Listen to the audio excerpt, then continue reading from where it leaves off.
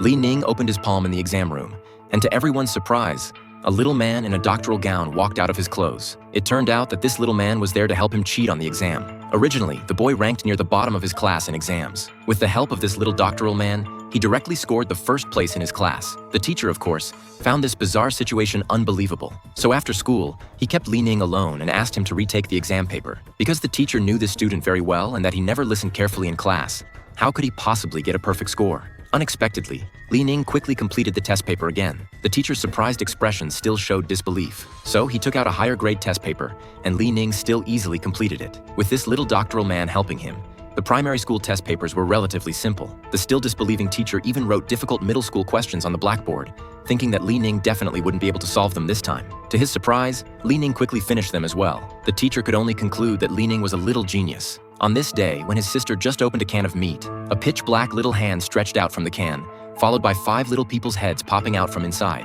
They were born inside the can. The sister even made clothes for each of them. From then on, every time during exams, Li Ning would bring the doctoral man with him, and he would get perfect scores every time. In order to help other classmates, they decided to cheat together.